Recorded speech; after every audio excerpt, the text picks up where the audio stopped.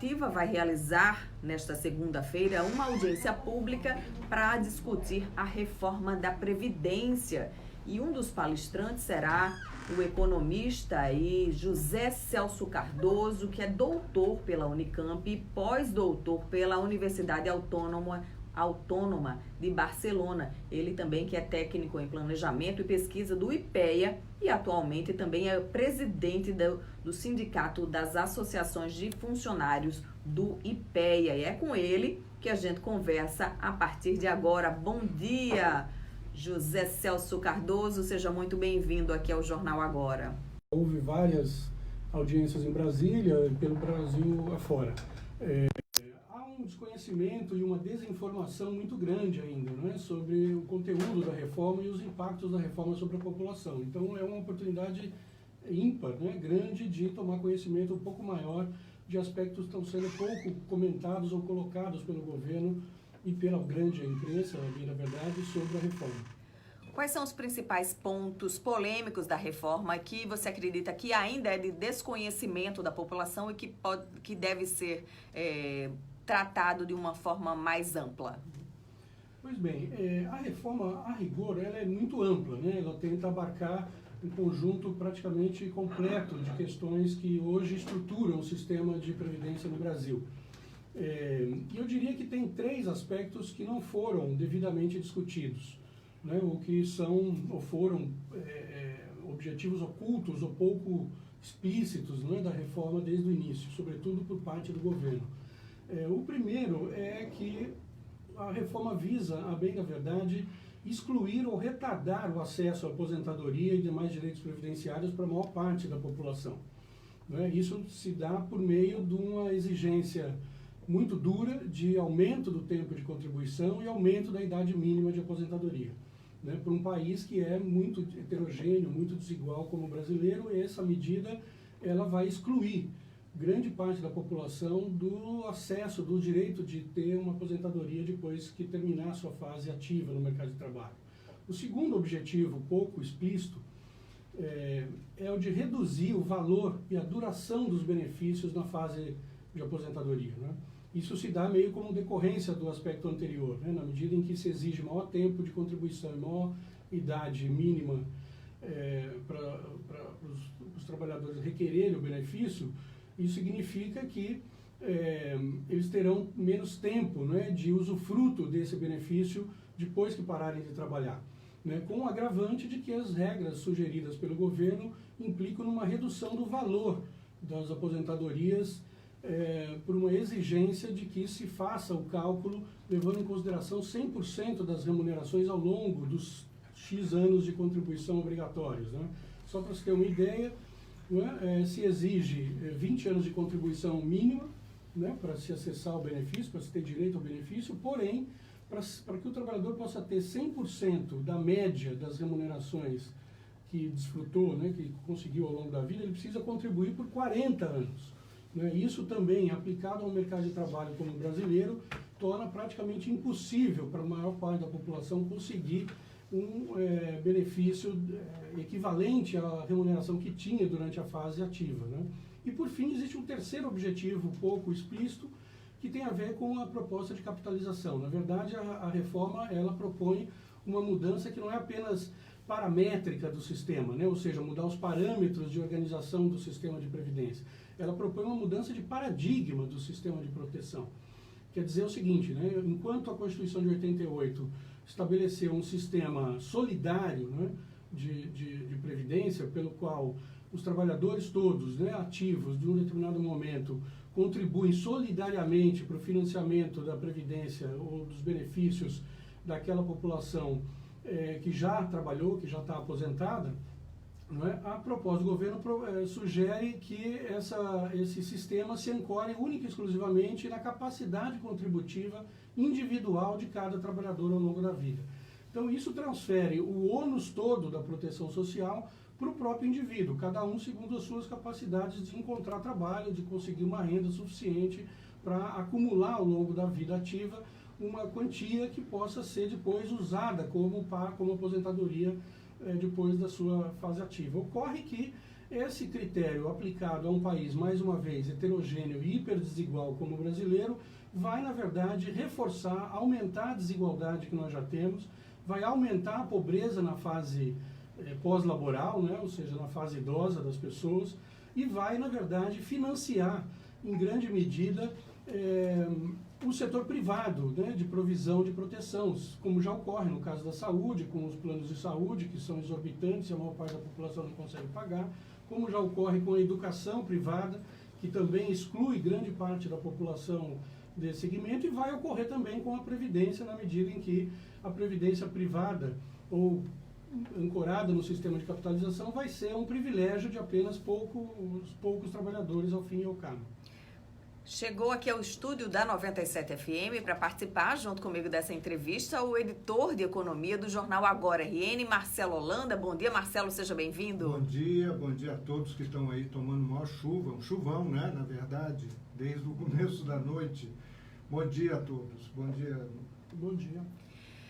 Doutor Celso Roberto, eu gostaria de lhe perguntar o seguinte: hoje o governo alega, não só o governo federal, mas os governos estaduais alegam que não tem como manter o atual sistema previdenciário da forma como está. O próprio estado do Rio Grande do Norte está aí com 3 folhas em atraso, não é? E com um déficit grande na Previdência. Como é que se corrige esse sistema sem uma reforma? E vocês são a favor de uma reforma da Previdência, mas retirando esses pontos específicos de aumento de idade, mais tempo de contribuição? E como resolver, né, esse problema com uma idade mais baixa, já que a população está vivendo mais, né, com menos tempo de contribuição, se o governo vai ter que garantir aposentadorias por mais tempo? Como é que equilibra essa equação, não fazendo a reforma, como está sendo criticada? Bom, primeiro eu preciso dizer o seguinte, que se o próprio governo seguisse o marco jurídico que foi estabelecido pela Constituição de 88, o tal do déficit da Previdência, que o governo usa como argumento principal para justificar a reforma, ele não existiria. Tá certo? Ou seja, a Constituição de 88 previu as fontes de financiamento da Seguridade Social, que envolve a saúde, a assistência social, o seguro-desemprego e a Previdência Social, composta por receitas que têm a ver com a contribuição dos empregados e dos empregadores sobre a folha de salário, além da própria contribuição do governo, e outras fontes ligadas ao faturamento das empresas, ligadas ao lucro das empresas, ligadas à circulação de bens e serviços. Ou seja, existe um conjunto de tributos que foi justamente pensado na Constituição de 88 para dar conta de cobrir os custos do financiamento. Isso para o INSS, né? Para o regime geral do INSS. Mas para os regimes próprios dos estados não tem essa contribuição de empresas? Não... Sim, para o regime próprio o que acontece é o seguinte: esse capítulo do regime próprio está tratado na Constituição justamente fora da Seguridade Social. Ele não faz parte da Seguridade Social, porque ele é uma obrigação do Estado. Como é uma obrigação do Estado manter as cidades limpas, cuidar da iluminação pública, recolher o lixo, isso etc. está acontecendo, assim, eu só acho...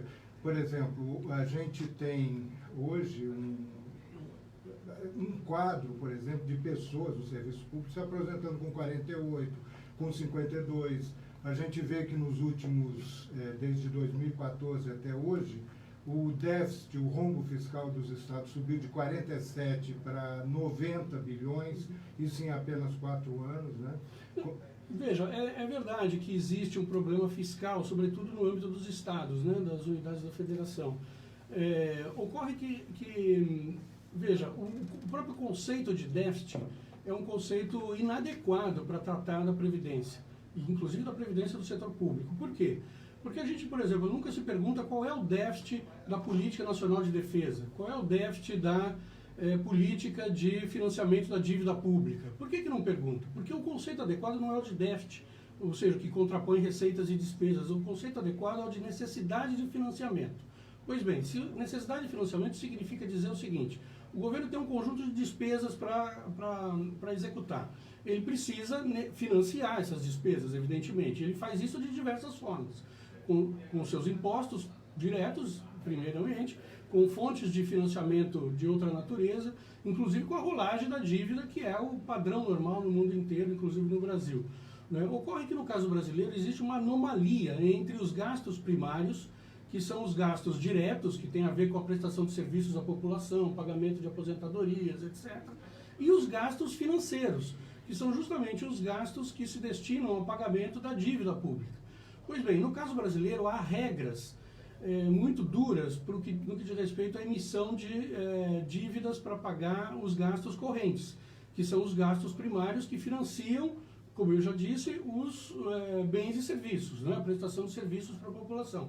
Mas não existe nenhuma restrição para a emissão de dívida para pagar os próprios juros da dívida pública. Então, no caso brasileiro, o que existe é um desbalanceamento entre o tratamento que se dá aos gastos correntes que alimentam a população e que movem as cidades, os mercados, etc., e o tratamento que se dá para o financiamento da dívida pública totalmente financiarizada, desconectada da realidade. O senhor não acha que tem uma grande diferença, uma grande dicotomia, como se trata o trabalhador da iniciativa privada e o servidor público? Eu não estou me referindo à média do servidor público, eu estou me referindo à elite do serviço público. Veja, quando eu digo que a reforma está equivocada, porque ela vai justamente penalizar os mais pobres, eu não estou dizendo que não é necessária fazer uma reforma, aí sim, não paradigmática, mas paramétrica, em aspectos que ainda são problemáticos, sobretudo no caso do setor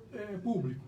E aí eu me refiro, sobretudo, às aposentadorias exorbitantes do Poder Judiciário, do Poder Legislativo, não é? Há tratamentos diferenciados que ainda ocorrem dentro do setor público entre União, Estados e municípios, mas eu também preciso lembrar que esse conjunto de reformas paramétricas aplicadas ao setor público já vem acontecendo já desde pelo menos 98, né, quando houve a primeira grande reforma da Previdência ainda do governo Fernando Henrique. Posteriormente, no governo Lula, em 2003, se estabeleceu o fim da integralidade, por exemplo, do benefício ao trabalhador do setor público. E em 2013, mais recentemente, se estabeleceu o mesmo teto remuneratório, né, para a aposentadoria do setor público e setor privado. Então, na verdade, o setor público, sobretudo no nível federal, ele é um segmento de gastos do Estado que já está equalizado do ponto de vista atuarial. As projeções mostram que há uma tendência de equilíbrio atuarial no setor público federal para os próximos 20 ou 30 anos, por conta justamente de que já foram feitas reformas importantes. Basta dizer que no setor público já se exige 35 anos de contribuição. Não é? E o que é muito fácil, né? Um servidor público ter, né? Um trabalhador na iniciativa privada é muito difícil. Sim, é muito difícil, exatamente. Mas é justamente por isso que os regimes são separados e precisam ser tratados separadamente, porque eles têm natureza diferente. Uma coisa é o corpo de funcionários do Estado, cuja exigência é de que seja realmente um corpo permanente, porque os serviços públicos são de natureza permanente. Você não pode deixar de...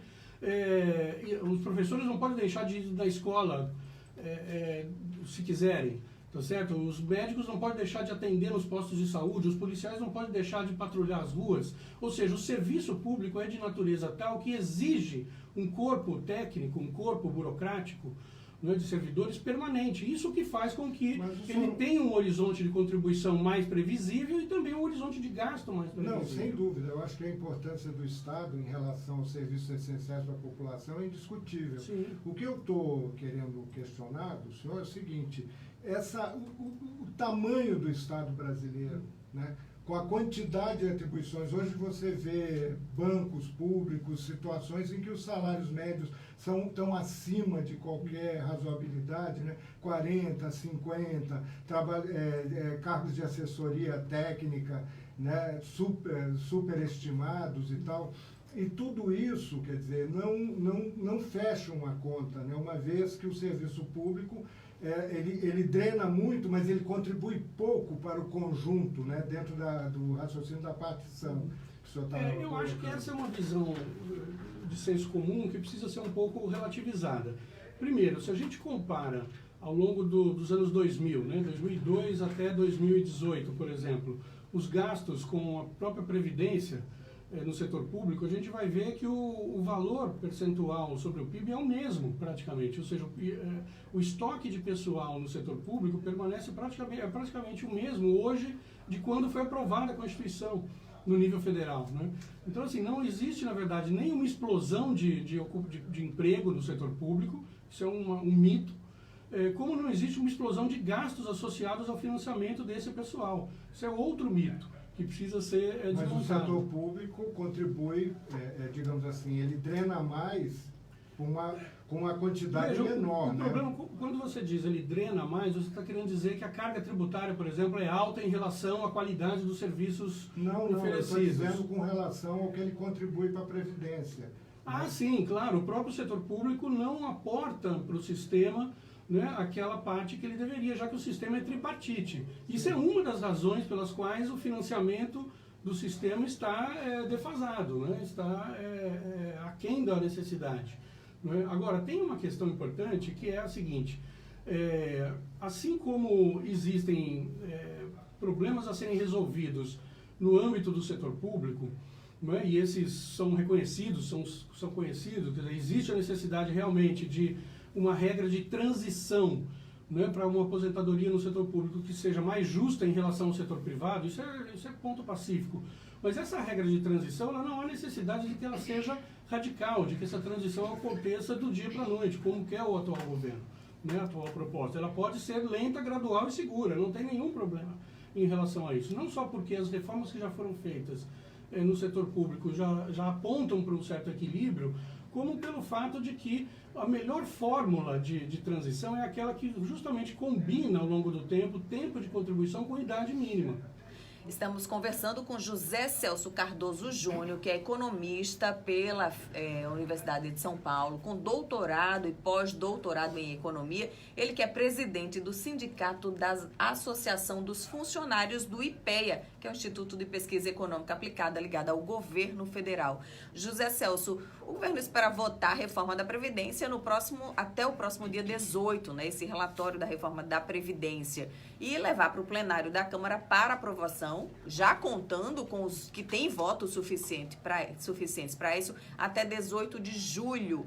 Então, vocês agora estão correndo contra o tempo para tentar barrar pontos da reforma que são prejudiciais, segundo a visão dos servidores, dos trabalhadores. Como é que está esse trabalho? Hoje tem audiência lá na Assembleia Legislativa. Os próprios governadores, 25 governadores do país, pediram a inclusão dos estados, dos servidores dos estados e dos municípios na reforma da Previdência. Como é que está esse trabalho agora? Então, é um trabalho difícil, né, e que precisa ser mantido, mesmo depois da aprovação, supostamente, da reforma, porque há uma grande desinformação, um grande desconhecimento sobre o sentido da reforma. Como eu disse, ela tem um sentido excludente para a maior parte da população e ela não resolve os problemas que o governo alega que a reforma resolverá, né? Sobretudo a retomada do crescimento econômico. Por que não?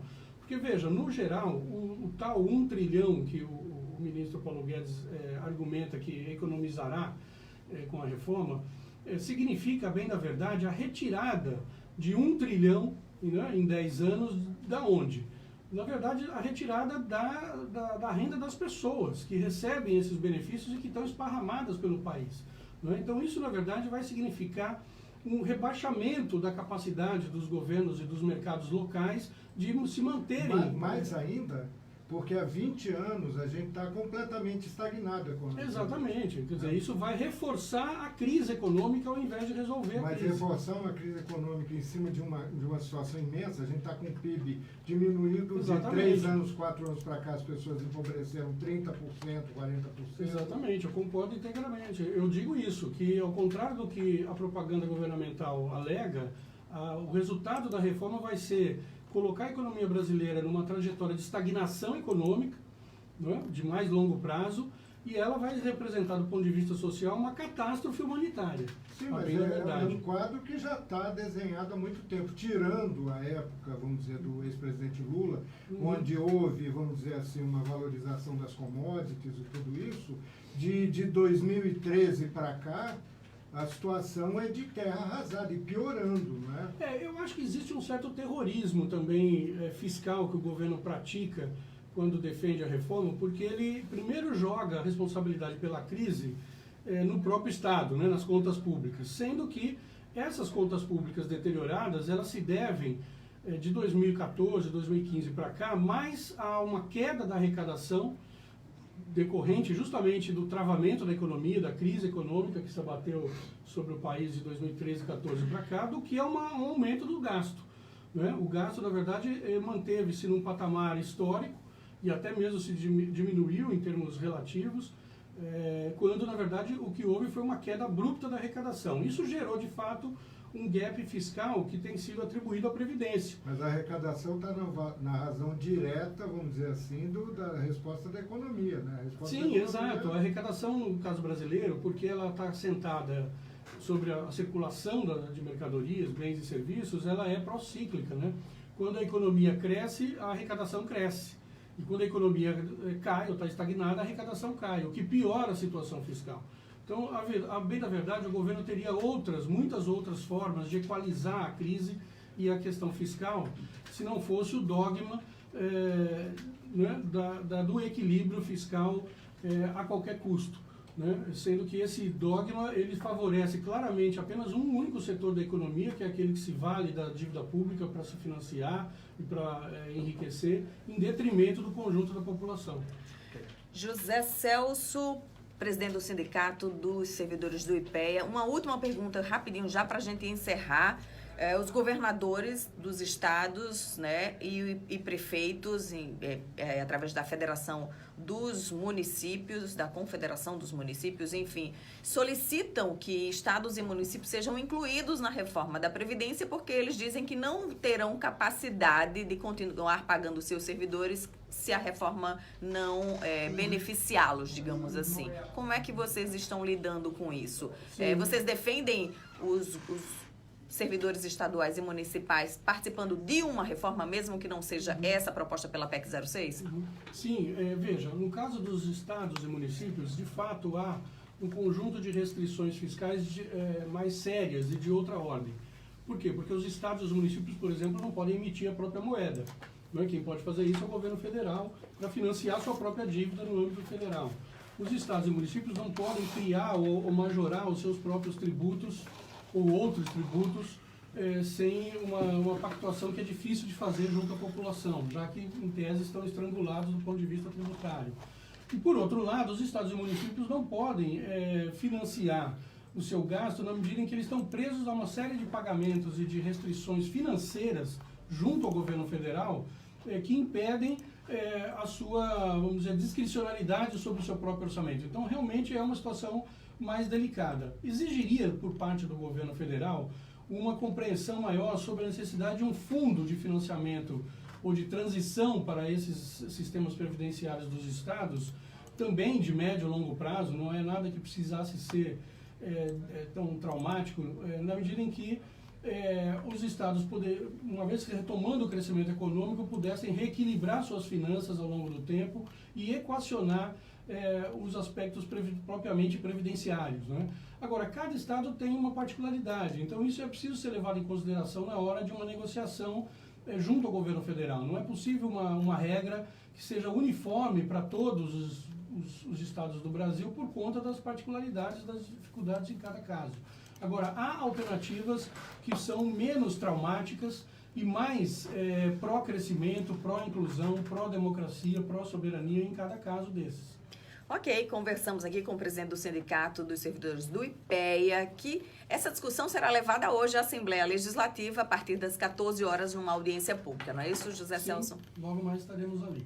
Então, todos convidados para participarem aí desse grande debate em torno da reforma da Previdência, todos esses pontos polêmicos envolvendo a PEC que o governo pretende aprovar até o próximo dia 18 de junho na comissão, já levar ao plenário. Marcelo Holanda, muito obrigada pela sua participação no Jornal Agora. Eu que agradeço, uma honra estar aqui, você sabe disso. E vem aí Tiago Rebolo, Vicente Cerejo e mais Marcelo Holanda no Manhã Agora. E o Pé Negro, né? O nosso amigo Daniel Leon, que continua aqui nos estúdios da 97 FM. Um abraço especial para Ana Líria Leiros, Fabiana Rogers e o Assis Rodrigues, que são os aniversariantes desta segunda-feira. O Jornal Agora fica por aqui. A gente se encontra amanhã a partir das 6 horas. Até lá. Tchau, tchau. Muito obrigada. Fez 3 graus, hein, Marcelo? Presente para vocês aí. Que bom, obrigada. Vou ver se eu participo hoje lá